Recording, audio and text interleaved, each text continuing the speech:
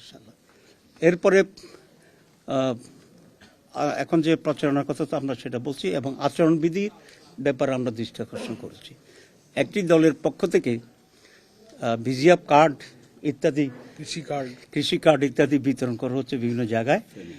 Family card দিচ্ছে যে ওরা ক্ষমতা গেলে কার্ড ছাপাইয়া দিচ্ছে যে এটা কার্ড করবে। এটা পরিপূর্ণভাবে সুস্পষ্টভাবে আচরণবিধির লঙ্ঘন।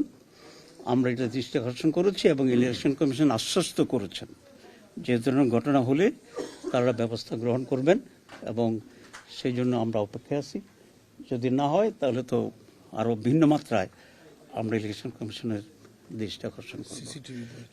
আমরা আরেকটা কথা বলেছি যে ফেয়ার ইলেকশনের জন্য সিসিটিভি থাকা দরকার। ওনারা নীতিগতভাবে অ্যাগ্রি করেছে এবং আমাদেরকে বলেছে এটা তারা করবেন।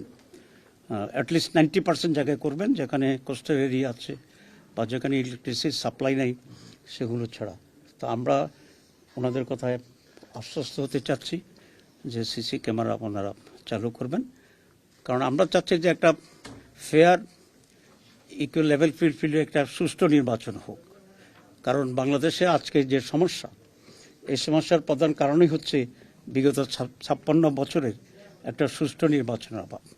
এবং আগামী নির্বাচনটি যদি এরকমই একটা অ্যারেঞ্জ নির্বাচন হয় তাহলে কিন্তু বাংলাদেশ অস্তিত্ব সংকটে পড়বে এবং দেশ আরও বেশি বিপজ্জনক পরিস্থিতির দিকে চলে যাবে।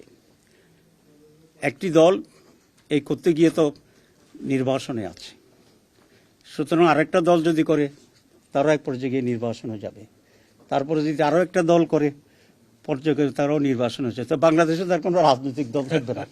এই অবস্থায় নির্বাচনে চলে যেতে হবে। এই জন্য সবাইকে আমি মনে করি বাস্তবতা গ্রহণ করে দেশের স্বার্থে যেটা করা দরকার, সকল রাজনৈতিক দল নিজেকে কনস্ট্যান্ট বা নিজেকে একটা নিয়মের ভিতরে রাখতে হবে। ইলেকশন কমিশনকে দৃঢ় হইতে হবে। ওনারা বলেছেন যে আমরা সব পারি না, আপনারা পারতে হবে। দিস ইজ ইউর ডিউটি, যে আপনাকে পারতে হবে। অ্যাটলিস্ট প্রমাণ করতে হবে যে আপনি মনে প্রাণে চেষ্টা করছেন, সর্বোচ্চ প্রচেষ্টা আপনি করছেন। আদারওয়াইজ নেশন আপনাকে দায়ী করবে, ইলেকশন কমিশনকে দায়ী করবে, গভর্নমেন্টকে করবে না। তো এগুলো এই সমস্ত মৌলিক বিষয় আমরা দৃষ্টি আকর্ষণ করেছি। ওনারা গুড হিয়ারিং দিয়েছেন, আশ্বাস দিয়েছেন। আমরা বলেছি আশ্বাস নট এনাফ, ভালো কথা নট এনাফ, সব আমরা করব, this is not enough, action দেখতে চাই। আপনাদেরকে মাঠের প্রমাণ করতে হবে যে what exactly you are doing. ঠিক আছে। বিজলি কেবলস এর স্কিন কোটেড ইনসুলেশন আগুন প্রতিরোধী। বিজলি কেবলস, নিরাপদ আজীবন। জি, প্রথম কথা হচ্ছে আমরা কোনো ডিসিএসপির তালিকা স্পেসিফিক দেই নেই। আমরা বলেছি এরকম ডিসিএসপিদের ভিতরে বৈষম্যমূলক আচরণ হচ্ছে, আমরা আরও অবজার্ভ করব, অবজার্ভ করে আমরা তালিকা দেব এবং এনার প্রমাণ সহ আমরা দেব, এবং যখন দেব আপনি এটা অ্যাকশন নেবেন। 2 নম্বর হচ্ছে তারেক সাহেবের সাথে আমাদের কোনো ফর্মাল বৈঠক হয় নাই। ম্যাডামের মৃত্যুর পরে ওনাকে আমরা শোক জানাতে গিয়েছিলাম, মানে আমাদের প্রধান শোক গিয়েছিল, আমারও যাওয়ার কথা ছিল কিন্তু আমার শরীরটা ভালো ছিল না, এবং সেখানে সৌজন্য সাক্ষাৎ হয়েছে, আলোচনা হচ্ছে। বাইদি ভাই আমরা যেটা বলেছি, আমির যেটা বলেছেন সেটা হচ্ছে নির্বাচনের পরেও রায় যেই হোক আমরা সবাই একে অন্যকে মেনে নেব রায়কে, যদি সুষ্ঠু নির্বাচন হয়। আর দেশ পরিচালনার ক্ষেত্রে আমাদের ভিতরে একটা আলোচনা থাকা উচিত, এবং আমরা পারস্পরিক কোঅপারেশনের ভিতরে দেশটাকে আমরা এগিয়ে নিয়ে যেতে চাই।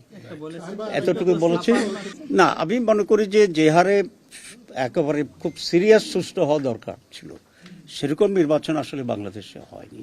কিছুটা গ্রহণযোগ্য নির্বাচন ছিল 91 সালে, 2001 সালে।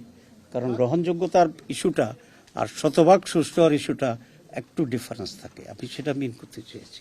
আমরা অবশ্যই উদ্বেগ জানিয়েছি, এবং আমি যেটা মিন করছি যে গত কয়েকদিনের আচরণে, সরকারের আচরণে এবং প্রোটেকশনের নামে যে বাড়াবাড়িটা চলছে সেসব আচরণে আমাদের এই আশঙ্কা তো আমাদের মনেই শুধু নয়, আপনাদের মনেও এটা জাগার কথা স্বাভাবিকভাবে, যে লেভেল প্লেইং ফিল্ডটা এখন নাই।